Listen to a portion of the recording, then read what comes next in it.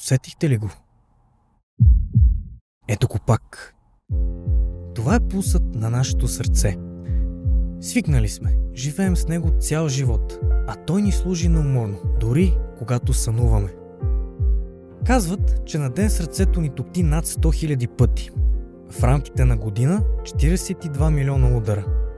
А ако имаме късмета да живеем над 80 години, будният ни мускул ще топтял над 3 милиарда пъти. Ако се грижим добре за него, ще може и още. А чували ли сте за сърдечните тонове? Така наричаме онези механични звуци, които клапите издават. Нормалните са 3. Затваряне, изпомпване и отпускане. Пауза. Следват още 2, които са тип галоп и спираме до тук. Нали така?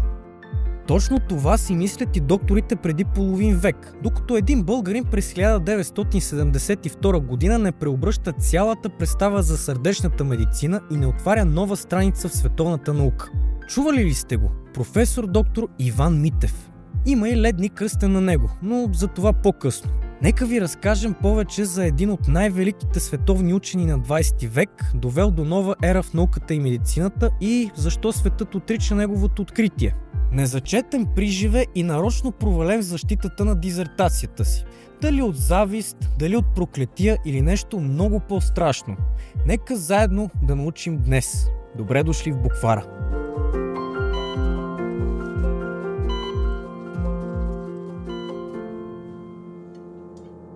70-те години на 20 век човечеството става свидетел на безброй много иновации в сферата на медицината. През 1973 година генният сплайсинг е изобретен. Това става, когато Хърбърт Бойер и Стенли Коен вмъкват гени за резистентност към антибиотици в плазмида на бактерия Escherichia coli, създавайки първия в света генетично модифициран организъм. Творение, което ще доведе до години на спорове. Следващата 1974 година заварва италианските гинеколози баща и син Арпад и Джорджо Фишер, които създават процеса на липосукцията. Същата година доктор Реймънд Дамадиан получава първия патент в областта на ядрено-магнитния резонанс, а през 1977 той завършва изграждането на първия скенер за ядрено-магнитен резонанс на цяло тяло. Днес подобни машини все още са едни от най-важните инструменти за изображение в областта на медицинската диагностика. В България науката също се радва на своите постижения. В този период у нас вече съществува противозачатъчното хапче, а Димитър Пасков вече лекува пациенти с Алцхаймерс и различни видове други увреждания на паметта. През 1972 година лекарите не са разполагали с модерни технологии като ангиография и ехокардиография. Времето и обстоятелствата ги принуждават да разчитат на един прост, но изключително ценен елемент – сърдечните тонове. Още от епохата на Хипократ медиците са се вслушвали в ритъма на сърцето, защото той може да разкрие важни детайли за състоянието на пациента. Първият и вторият сърдечен тон са лесно доловими с просто ухо. Стетоскопът позволява да се чуят и трети, а понякога и четвърти тон. Петият е регистриран през 1951 година от френския кардиолог Карло, но той не може да бъде чут просто така. Изисква фонокардиограф. И тук идва най-голямата загадка. Съществува ли шести такъв? В началото на 70-те години българският професор Иван Митев, родом от Крушовица, Врачанско, забелязва аномалия в систолата. Специфичен нискочестотен тон разположен между първия и втория. Въпреки че милиони лекари по света разчитат на фонокардиографии ежедневно, никой до този момент не е забелязал, че този тон е напълно самостоятелен. Професор Митев подава откритието си за регистрация, но се сблъсква с бюрокрацията. Институциите не знаят как да категоризират шестия сърдечен тон. Дали трябва да се приеме като изобретение, рационализация или откритие. За да докаже тезата си, професорът се свързва с водещи световно признати кардиолози от САЩ, Франция, бившият Съветски съюз и още много. Повечето от тях потвърждават, че регистрираното от професора е наистина отделен тон. Въпреки първоначалния скептицизъм, дори българските експерти в крайна сметка одобряват откритието. То получава официално признание, а Тодор Живков лично отдава почет на професора на тържествена церемония. Издава се уникална пощенска марка, единствената в света посветена на кардиологията. Но признание в България не означава приемане в световната научна общност. През май 1977 година френско кардиологично списание публикува статията на Иван Митев «Шестия сърдечен тон» и много кардиолози от различни страни искат препечатка от нея. Получава световно признание. Но тогава започва дълга процедура за утвърждаването на този тон. Когато професор Митев се опитва да защити докторската си степен с това откритие, Института по педиатрия, в който кандидатства, прави всичко възможно да саботира процеса. Създава се прецедент. Сменя се специализационният съвет и се избира необичайно голям брой рецензенти. Въпреки че никой не оспорва наличието на шести тон, защитата му е умишлено провалена.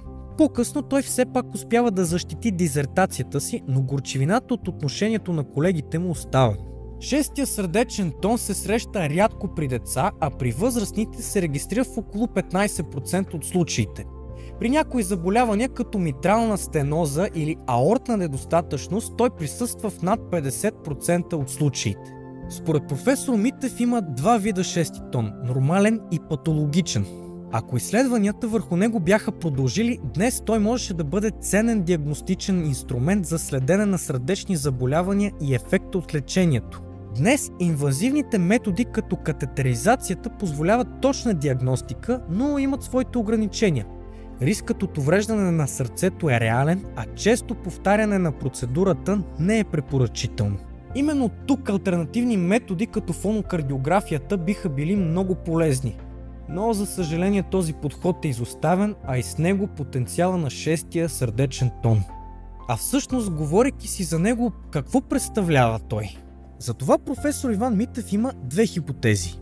Първата е, че тонът има съдов произход и възниква вследствие на трептенията при разтягане на аортата и ново свиване в края на систолата. Втората е, че източника на шестия сърдечен тон се намира вътре в сърцето и се дължи на трептения, възникващи в стената на камерата по време на сърдечната систола. Според професор доктор Ваньо Митев, син на откривателя, диагностичната стойност на сърдечните тонове все още не е напълно разгадана. В бъдеще, ако науката се върне към тях, шестия тон може да се окаже ключов за масови скринингови програми и проследяване на оздравителните процеси при различни сърдечни заболявания. За целта обаче ще е необходимо съчетание на съвременни технологии и компютърен анализ. Историята на шестия сърдечен тон не е просто разказ за едно научно откритие. Тя е пример за това как бюрокрацията и научните предразсъдъци могат да се превърнат в една истинска пречка за развитието на медицината. Може би някой ден шестия сърдечен тон ще заеме полагащото му се място в световната кардиология. А до тогава историята на професор Иван Митев остава като напомняне, че дори най-гениалните открития могат да бъдат забравени, ако няма кой да се бори за тях.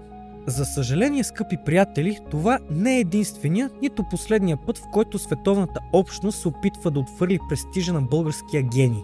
Разказвали сме ви и преди за това. Но именно чрез нашите дела може да запазим труда на поколения българи жив и оценен днес, дори само да си спомняме за това.